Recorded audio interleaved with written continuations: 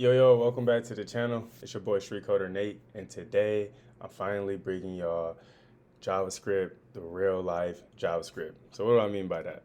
Well, before we was talking about JavaScript syntax and really how JavaScript adds interactivity to your web page, and it was almost seeming like we were just talking cryptic the whole time. Like, are we really gonna do this? Like, we learn this syntax, then you give me a video again of just talking and explaining.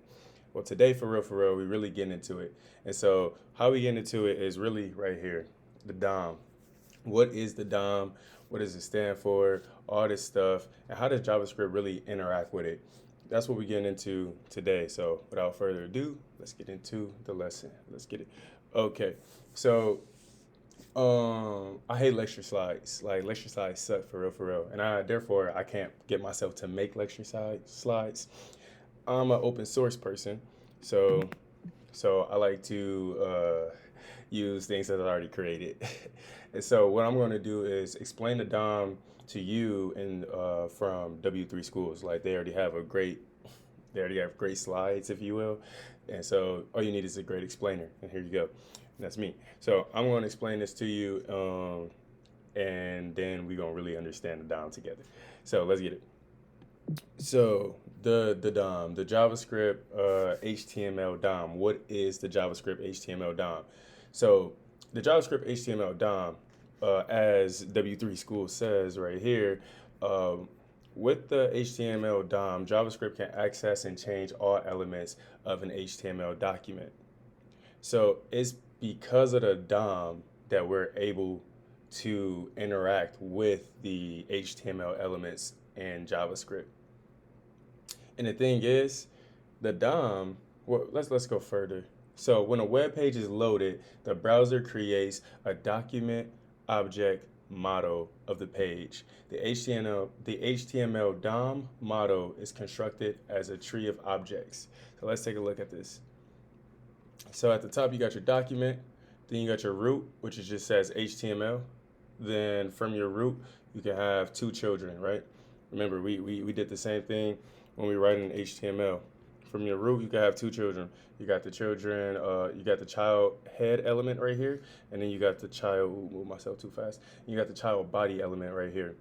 Okay, so we both know that we know that the head element has the meta tags and the body element has the actual stuff that shows up on the web page right here. So got the A tag, which has a sibling on the same level right there, the H1 tag, and then right below the A tag loads this text, and the H1 tag loads this text my header. Back in the head, you see we got a title that loads the title, my title, right? And so this is what the browser really creates. It takes that HTML, and that's why you have to say at the top, that's why we say at the top that the doc type is HTML, right? Because the browser is going to read, and it's going to create a document regardless, right? It's going to create a document because it's loading a document into the browser. Now, when it reads that doc type is HTML, that's the important part, because then it creates this root element and makes it that HTML element when you see HTML.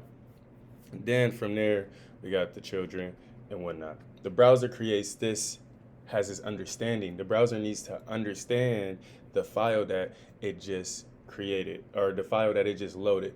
Just because it's an HTML file and it says this is HTML does not mean that the browser, the computer just naturally knows what it means. The computer needs to take some time to understand what it means. And so this object model tree, this DOM, if you will, document object model, is how the browser understands the HTML. And so I brought this up because this is very important. It's through this model that we can interact with the HTML that we write. And so I want to zoom in real quick on this part because it's very important. It says with the object model, JavaScript gets all the power it needs to create dynamic HTML. That's what I'm telling you right now. With this object model, the object model gives us the ability in JavaScript, and honestly in other languages still as well, but it gives us the ability to interact with that web page. How so? Well, doesn't our HTML load our script? Well, cool. So if the HTML loads the script, and then when the browser loads that HTML file, it's going to create all them nodes, and that all those nodes, the overall nodes. Let's continue because I'm getting to some good stuff right here. Okay, so JavaScript can change all the HTML elements in the page. JavaScript can change. Um, JavaScript can change all the HTML attributes in the page. JavaScript can change all the CSS styles in the page. JavaScript can remove existing HTML elements and attributes. JavaScript can add new HTML elements and attributes. JavaScript can react to all existing HTML events in the page, and JavaScript can create new HTML events in the page. That's a lot that JavaScript can do with HTML. But as you can see, it's just it really gives us, with JavaScript, we really have control over almost every single thing that we want to do on this web page. It really helps us create dynamic web pages that happen to listen to certain events that happen inside of the browser. Events being different signals that the elements are given off of, like the mouse was clicked on me, or the mouse hovered over me, stuff like that. Like, JavaScript gives us the ability to do these certain things, these certain manipulations. So, okay, so in this chapter, what you learn about in the chapter, so what is the DOM? Let's get back to the DOM. So you got the World Wide Web Consortium. I speak Ebonics, probably didn't pronounce that right? Okay, the DOM defines a standard accessing document. So it basically says the DOM is a platform and language neutral, meaning any language can really interact with the DOM. It's a language neutral interface that allows programs and scripts to dynamically access and update the content, structure, and style of a document. That's all it is. The DOM is the browser creating the structure for computer science languages like JavaScript and C++ and PHP, all of those. For those languages to be able to interact with that HTML web page. Because remember, HTML is just literally, it's just a file.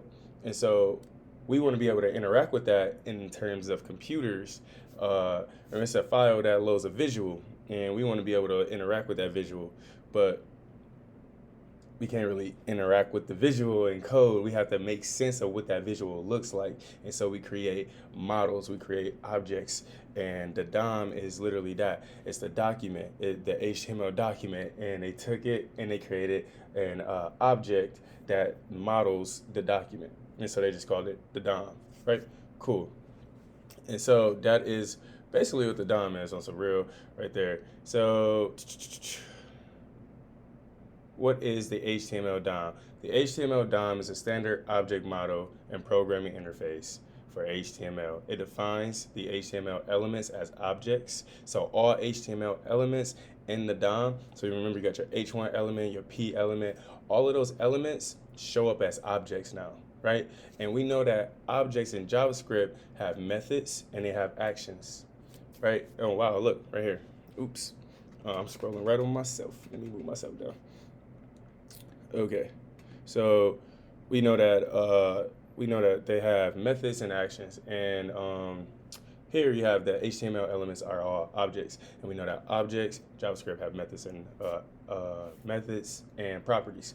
And so properties, if a property on one of these HTML elements would be like, if it was an image tag, it would be like the source, or it would be like the style property and stuff like that. So basically, the little things that when you write an HTML, and then so you write the tag name, and then you starting to say like href equals this. The href is an attribute. So all the different things that you put onto the HTML tag is what you will call an attribute. And then the method to access HTML elements, methods pretty much on these objects allow us to do certain different things to the objects. And then we have events that the objects can give off, like different signals that these objects can give off to the JavaScript to let the JavaScript know that something needs to be handled here. And so it's a this one just basically says the HTML DOM is a standard for how to get, change, add, or delete HTML elements. That's basically what it is. The DOM allows us to get, change, add, or delete HTML elements when we want to. That's the real purpose of the DOM, right? Cool. So I'm gonna leave it at that. There's a real quick video, like the DOM. That's it. Like the DOM allows us. The DOM is what the browser creates once the HTML is loaded into the browser. Now that you know that the DOM, or that now that you know what the DOM is, now we're gonna take in terms of HTML, let's take a look at the DOM in terms of JavaScript in the next video.